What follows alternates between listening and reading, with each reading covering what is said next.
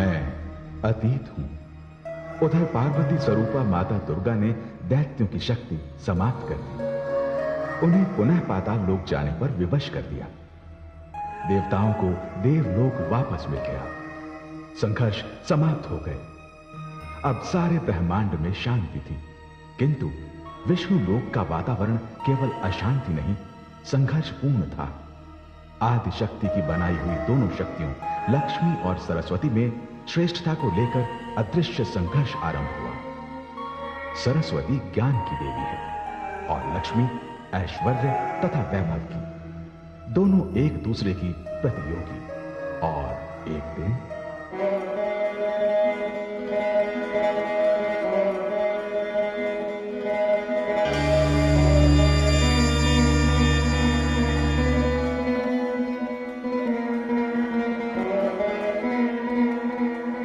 मेरा प्रणाम स्वीकार कीजिए देवी सरस्वती।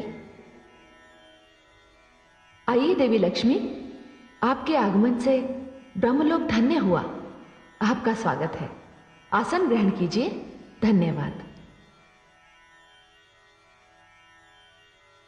धन्यवाद देवी सरस्वती।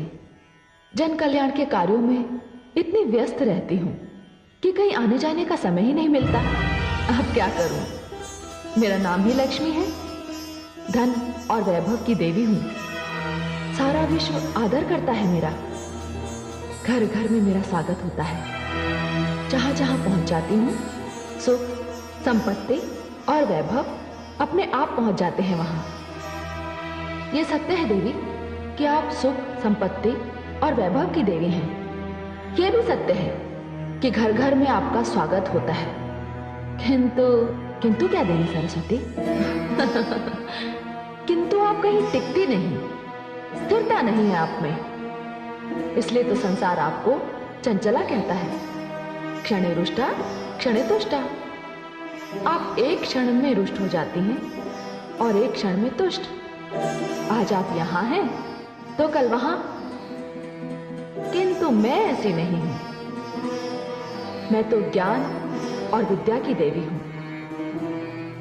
मैं एक बार जिस मंदिर में प्रवेश कर जाती हूं, वहां सदा के लिए स्थापित हो जाती हूं। किंतु मेरे बिना किसी को जीवन का सुख नहीं मिलता। मैं धन हूं देवी सरस्वती, और निर्धनता सबसे बड़ा अभिशाप है।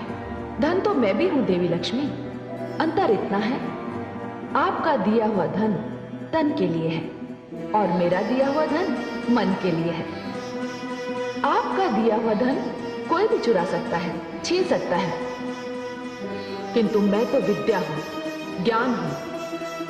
मुझे ना तो कोई चुरा सकता है, ना छीन सकता है। और सबसे बड़ी बात तो यह है कि मेरा दिया हुआ धन जितना भी बांटिए उतना ही बढ़ता है। देवी सरस्वती, आप जानती हैं राजा को राजा क्यों कहते हैं? क्योंकि उसके पास मैं हूं। आप भूल रही हैं देवी लक्ष्मी, राजमुकुट का तब तक कोई अर्थ नहीं जब तक उसके पीछे राज तिलक का आधार ना हो, बल ना हो, संस्कार ना हो। और राज तिलक के पीछे शक्ति होती है मंत्र की, विद्या की, ज्ञान की। और सत्य तो यह है देवी लक्ष्मी कि जिसके पास मेरी दी हुई बुद्धि की शक्ति ना हो, उसके पास आपका दिया हुआ धन भी नहीं रह सकता। देवी सरस्वती, आपके पास थोथे शब्दों की कमी नहीं, आप तो बस वाणी ही वाणी हैं। देवी लक्ष्मी,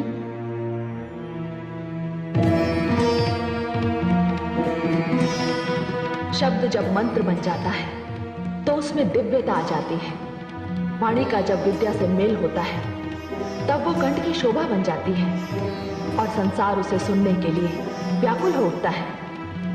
वाणी अमृत है, वो सुगंध है जो होठों पर आकर वातावरण को धन्य कर देती है।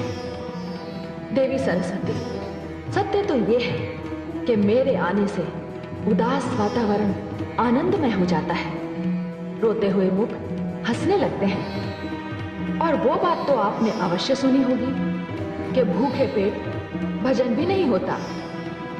देवी सरस्वती, आप कुछ भी कह लीजिए, मैं श्रेष्ठ हूं। देवी, ज्ञान और धन में यदि कोई श्रेष्ठ है तो वो है ज्ञान, क्योंकि ज्ञानी की पूजा तो राजा भी करता है। अतः श्रेष्ठ मैं हूं, आप श्रेष्ठ हैं या मैं, हम दोनों इस विवाद में ना पड़कर इसका निर्णय भगवान विष्णु पर छोड़ते हैं कि हम दोनों में कौन श्रेष्ठ है। मुझे स्वीकार है, तो चलिए।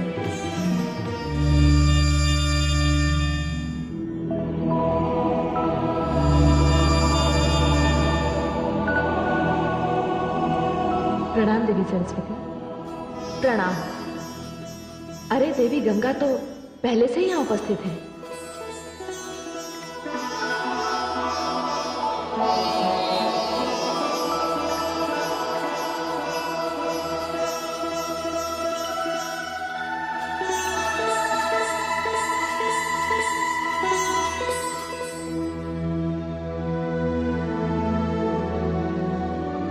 हे देवी लक्ष्मी, आप मुझे स्वयं यहां लेकर आई हैं। आपने मुझे आसन तक ग्रहण करने को नहीं कहा।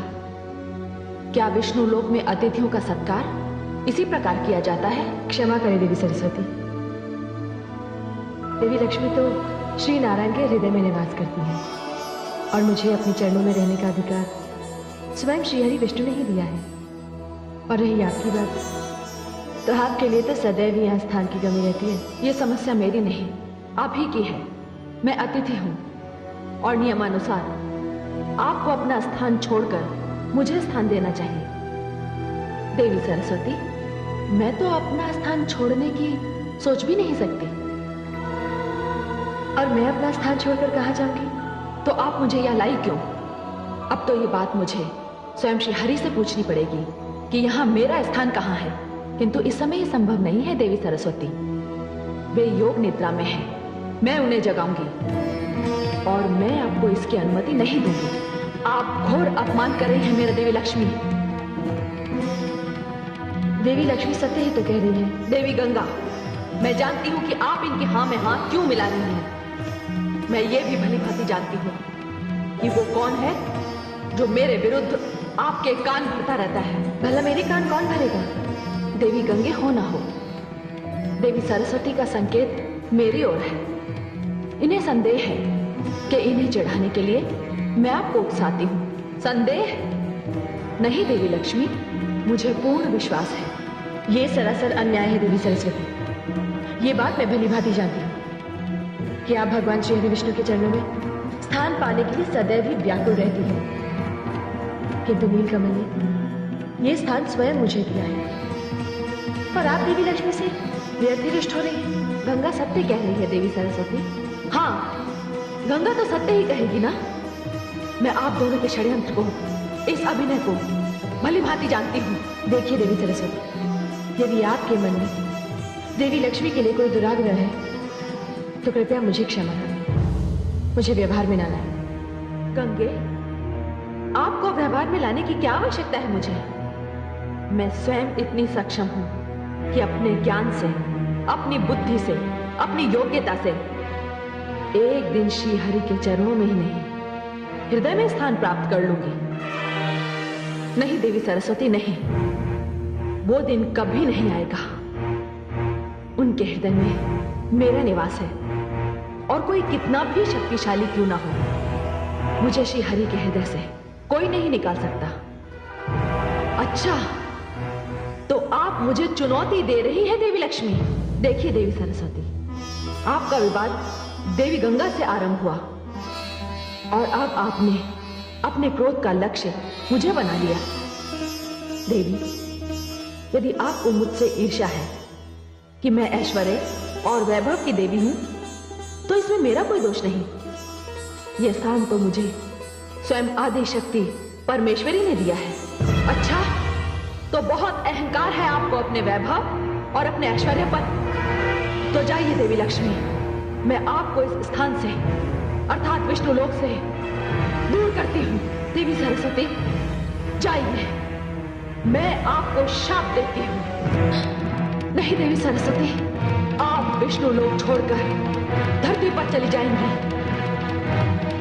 और वहां तुलसी हो जाएंगी और आपका संबंध भगवान विष्णु से समाप्त हो जाएगा। और धरती पर आपका विवाह किसी असुर से होगा। देवी सरस्वती, ये आपने क्या अनर्थ कर दिया? आपका विवाह तो मुझसे था और आपने देवी लक्ष्मी को श्राप दे दिया। ये अनर्थ मैं सहन नहीं करूंगी। जाइए, मैं भी आपको श्राप देती हूं कि आप धरती पर नदी बनकर प्रकट होंगी। जाइए, नीचे उतर जाइए। देवी गंगे, आपने देवी लक्ष्मी के लिए मुझे श्राप दिया, तो मैं भी आपको श्राप देती हूं कि अब आप श्रीहरि के चरणों से निकलकर धरती पर नदी बनकर उतरेंगी और अधिक से अधिक पापियों के संपर्क में आएंगी। आप पापियों से घिरी रहेंगी।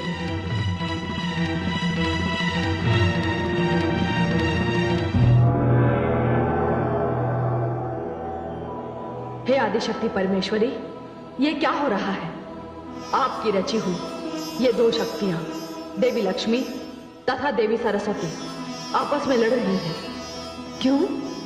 इसमें विचित्र क्या है? धन और बुद्धि में तो सदैव संघर्ष रहा है और सदैव रहेगा। यही तो होता आ रहा है। ऐश्वर्य कहता है उसके बिना सब व्यर्थ है। ज्ञान कहता है उसके बिना सब व्यर्थ है। श्रेष्ठता का ये युद्ध ना कभी रुका है और ना कभी रुकेगा। किंतु हे आदिशक्ति परमेश्वरी, इसका परिणाम क्या होगा? ये तीनों देवियां जाएंगी कहां? हे महाकाली, इसके लिए तो पृष्ठभूमि बहुत पहले से बन चुकी है। मैं आपका तात्पर्य नहीं समझी देवी परमेश्वरी, मैं तुम्हें समझाती हूं। वो देखो, वन में एक राजा कितनी कठिन तपस्या कर रहा है। इस राजा का नाम है धर्मध्वज। ओम श्री लक्ष्मी देवाय नमः। ओम श्री लक्ष्मी देवाय नमः। ओम श्री लक्ष्मी देवाय नमः। ओम श्री लक्ष्मी देवाय नमः। ओम श्री लक्ष्मी देवाय नमः। ओम श्री लक्ष्मी देवाय नमः। ओम श्री लक्ष्मी देवाय नमः। ओम श्री लक्ष्मी देवाय नमः। ओम श्री लक्ष्मी देवाय नमः। ओम श्री लक्ष्मी देवाय नमः। ओम श्री लक्ष्मी देवाय नमः। ओम श्री लक्ष्मी देवाय नमः। हे देवी परमेश्वरी, ये तो देवी लक्ष्मी की तपस्या कर रहा है। ये धर्मध्वज क्या चाहता है? हे देवी, इसकी कोई संतान नहीं है और वो देवी लक्ष्मी को संतान रूप में प्राप्त करना चाहता है। सच पूछो तो मेरी भी यही इच्छा थी कि ये देवियां स्वर्गलोक से पृथ्वी पर जाएं और पृथ्वी निवासियों के काम आए। हे देवी परमेश्वरी, ये कैसे होगा? देवी लक्ष्मी पृथ्वी पर तुलसी बनकर जन्म लेगी। देवी सरस्वती एक कल्याणकारी जलधारा के रूप में प्रकट होंगी और देवी गंगा को भागीरथ नाम का एक महान तपस्वी राजा धरती पर उतार कर ले जाएगा। हे देवी परमेश्वरी, यह सब आपकी इच्छा से हो रहा है। आपकी लीला अपरंपार है। मैं भी देखती हूं पृथ्वी पर उतर कर ये देवियां क्या करती हैं। किंतु इस समय तो देवी लक्ष्मी अपने शाप को लेकर बड़ी चिंतित हैं।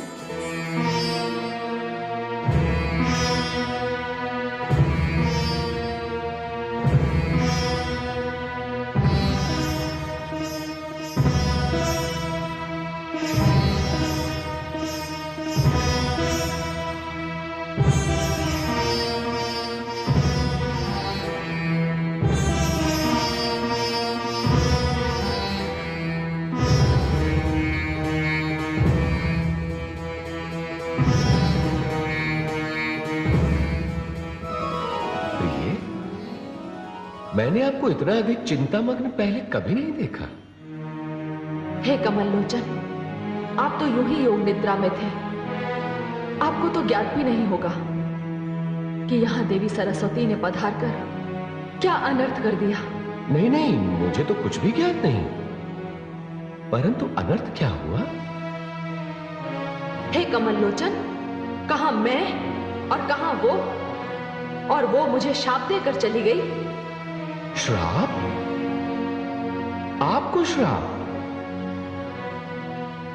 क्या श्राप दिया उन्होंने आपको? मानव योनि में जन्म लेने का। प्रिय, ये तो कोई श्राप ना हुआ, ये तो विधि ने पहले से ही रच रखा है। कदाचित आप ये नहीं जानते कि राजा धर्मध्वज आपको पुत्री रूप में प्राप्त करने के लिए आप ही की तपस्या कर रहे हैं। यदि आप उनका कष्ट देखेंगी तो आपका हृदय पिघल जाएगा और आपको उन्हें वर देना ही पड़ेगा। तनिक देखिए तो कि राजा धर्मध्वज की क्या स्थिति है। वन में तपस्या करते करते उनके शरीर पर धूल मिट्टी ने अपना डेरा जमा रखा है। वे कभी भी किसी भी भयानक वन्य प्राणी का आहार बन सकते हैं। आप तो करुणामयी है ना? जाने आपका ध्यान राजा धर्मध्वज की ओर क्यों नहीं गया?